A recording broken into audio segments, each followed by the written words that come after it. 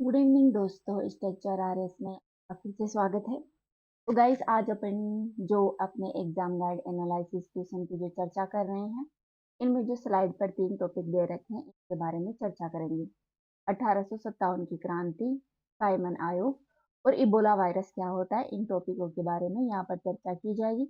साथ ही current affair से जुड़े हुए कुछ क्वेश्चनों की यहाँ पर चर्चा होगी। तो आज का पहला क्वेश्चन है, 1857 के विद्रोह में मध्य प्रदेश में सबसे पहले विद्रोह कहाँ शुरू हुआ था?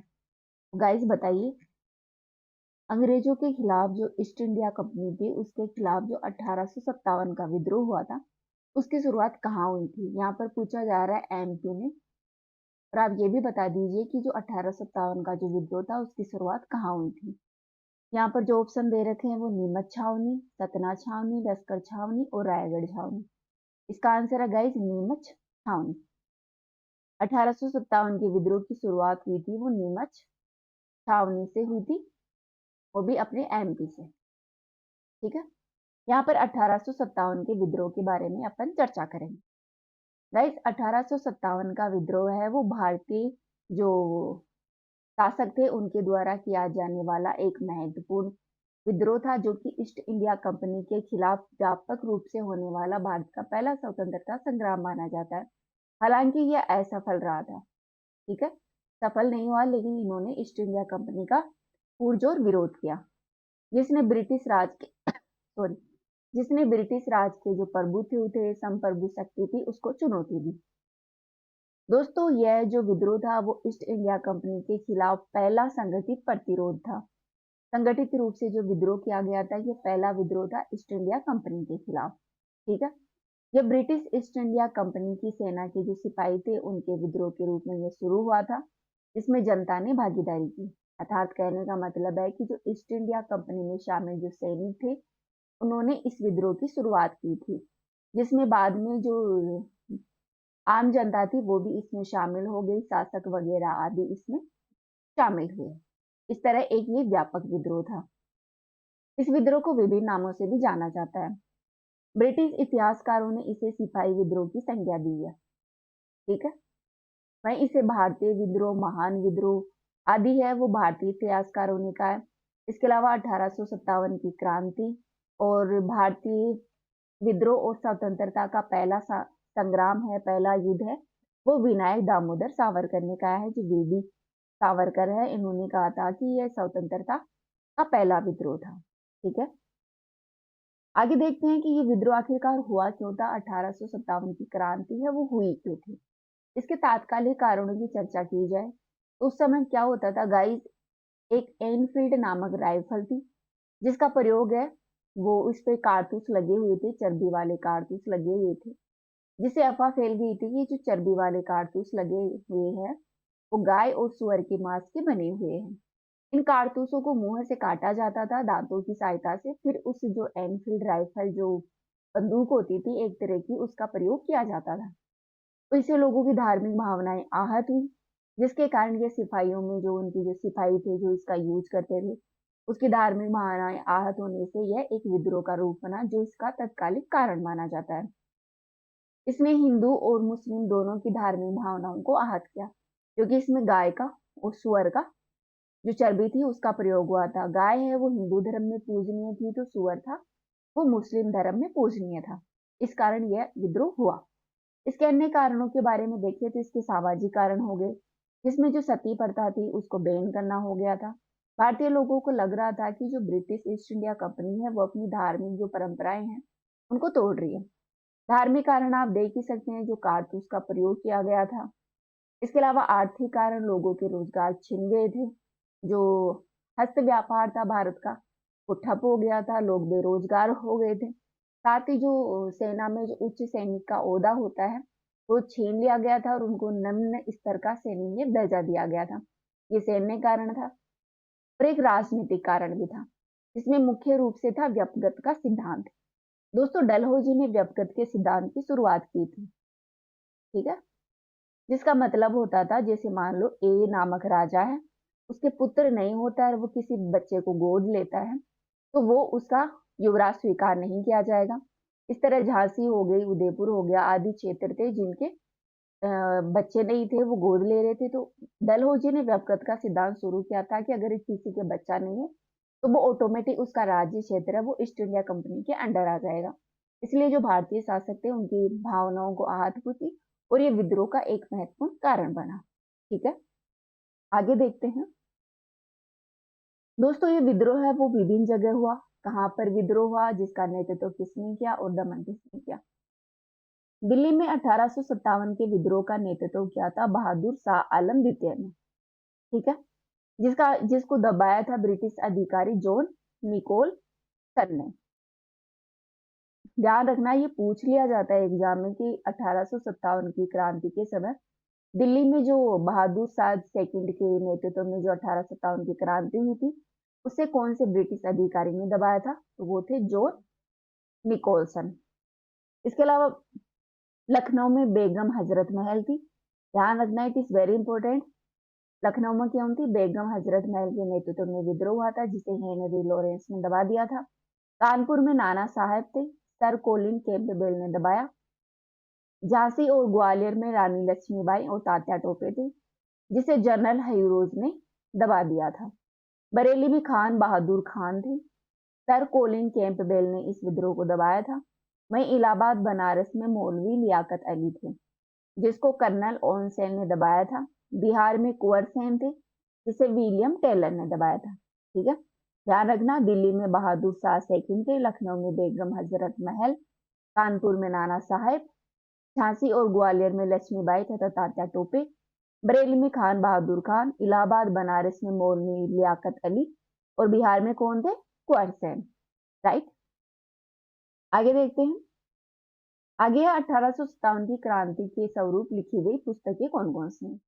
गाइज 1857 की क्रांति पर बहुत सारी पुस्तकें लिखी गई थी जिनमें से कुछ को देखें तो Vinayak Damodar Savarkar, it is very important कि विनायक दामोदर सावरकर ने 1857 की क्रांति पर जो पुस्तक लिखी थी उसका नाम क्या है? उसका नाम है the Indian war independent of independence. ये पूछ लिया जाता है इस पुस्तक के बारे में कि the Indian war of independence पुस्तक किसकी है? ये है वीडी सावरकर की। वही पूरनचंद जोशी द्वारा रिबेलियन 1857 एक सिंपोजियम लिखी गई थी। जॉर्ज बुश मेल्सेन के द्वारा the Indian unity of 1857, Christopher Hibbert के द्वारा ग्रेट यूनिटी लिखी गई थी।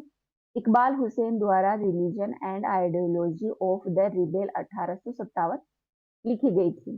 वही खान मोहम्मद सादिक खान द्वारा excavation of truth, unsung heroes of 1857 war और इंडिपेंडेंस ऑफ इंडिपेंडेंस लिखी हुई थी। तो ये 1857 की क्रांति पर लिखी गई महत्वपूर्ण पुस्तक है। इनमें सबसे इंपॉर्टेंट पुस्तक है वीडी सावरकर की लिखी गई पुस्तक जिसका नाम है the Indian war of independence. Right, अगला क्वेश्चन है अपना, सामाजिक सुधार और राष्ट्रीय पुनर्जीवन तथा मराठा शक्ति के उदय के लिए किस मराठा संत का सर्वाधिक महत्व है? दोस्तों एक संत थे समर्थ रामदास। रामदास है, इन्होंने एक ये महत्वपूर्ण संत है जिन्होंने मराठा शक्ति जो सामाजिक सुधार थे राष्ट्रीय पुनर्जीवित थी उसको इन्होंने महत्वपूर्ण योगदान दिया। मराठा शक्ति को आगे बढ़ाने के लिए रामदास थे, एक संत थे, इन्होंने अपना महत्वपूर्ण योगदान दिया है। नेक्स्ट क्वेश्चन है, साइमन गो बे के नारे का निर्माण किसने किया था? दोस्तों 1927 में जो अपना एक आयोग आया था ब्रिटिश कंपनी की तरफ से, साइमन आयोग, यह आयोग था जो 1919 का एक्ट था उसमें सिफारिश उसको जो अच्छे से इम्प्लीमेंट हो रहा है नहीं हो रहा उसी की जांच पड़ताल के लिए आया था। लेकिन भारतीयों ने इसका विरोध किया और साइमन गो बैक का नारा दिया, साइमन वापस जाओ। यहाँ पर क्वेश्चन है कि ये नारा किसने दिया था?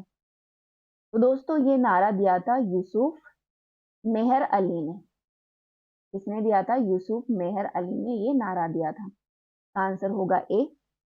साइमन आयोग के बारे में देखिए अपन, तो साइमन आयोग है वो 7 ब्रिटिश सांसदों का समूह था जो कि 8 नवंबर 1927 को भारत में संवैधानिक सुधारों के अध्ययन के लिए आया था। तो 1919 का जो अपना चेम्सफोर्ड अधिनियम था जिसे मॉन्टेस्क्यू चेम्सफोर्ड सुधार के नाम से भी जाना जाता है, इस एक्ट की जांच करने के लिए यह आयोग आया था, साइमन आयोग।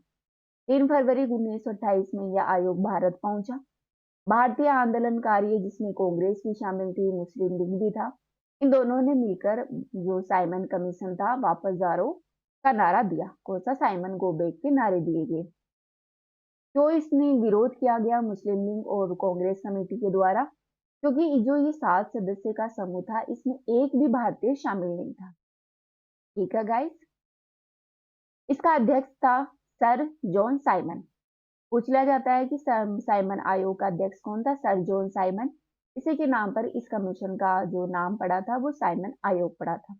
दोस्तों इसी ने चैलेंज किया था कि भारतीयों में हिम्मत है तो वो अपना संविधान बनाकर दिखाए, जिसको मोतीलाल नेहरू ने, जो भारतीय जो आंदोलनकारी थे, उन्होंने एक्सेप्ट किया और उसी के आधार पर नेहरू रिपोर्ट आई थी। कब आई थी? 1928 में। इस नेहरू रिपोर्ट ने भारतीय संविधान का मोटा मोटा रूप है वो प्रस्तुत किया था। राइट। अगला क्वेश्चन है इबोला के बारे में। दोस्तों इबोला क्या है? कवक है, बैक्टीरिया है, प्रोटोजोआ है या वायरस है? इबोला है वो एक प्रकार का वायरस है। अपन इबोला के बारे में देखते हैं। दोस्तों इबोला एक प्रकार का वायरस है जो कि फोलोविरिडे परिवार से संबंधित है, जो मनुष्य और गैर मानव प्राइमेट्स में रक्त के थक्का जमने से संबंधित है, स्वास्थ्य समस्याओं का कारण बनता है। दोस्तों थक्का जमने की समस्या के कारण अतिरिक्त रक्त स्त्राव होता है। वायरस के रक्त स्त्रावी बुखार वायरस के रूप में जाना जाता है। वायरस ऊतक को भी नुकसान पहुंचाता है और उससे सूजन पैदा होती है। गाइस इसकी खोज 1976 में की गई थी, वो भी अफ्रीकी देश दक्षिणी सूडान और जो कोंगो लोकतांत्रिक गणराज्य है वहां पर जो बहने वाली नदी है इबोला नदी, उसी के पास से इसकी खोज की गई थी और उसी के नाम पर इसका नाम इबोला पड़ा है। राइट।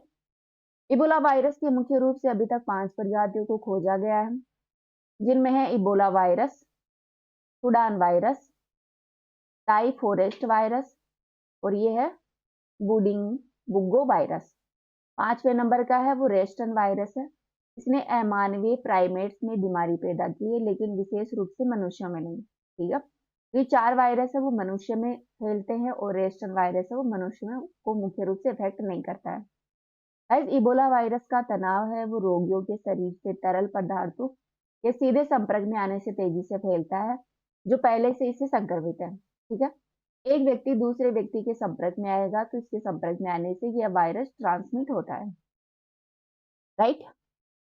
नेक्स्ट क्वेश्चन है अपना और अंतिम क्वेश्चन है, भारतीय सेना और पुतिन बाल समूह ने देश का पहला संविधान पार्क कहाँ विकसित किया जा रहा है? तो दोस्तों इंडियन नेवी और जो पुनीत बाल समूह है इसके द्वारा देश का जो पहला संविधान पार्क है वो अपने पुणे में बनाया जा रहा है, अपने महाराष्ट्र में। ठीक है। ध्यान रखना कहाँ पर बनेगा? पुणे में। तो इस वीडियो में इतना ही, कल फिर मिलते हैं। अभी के लिए थैंक यू।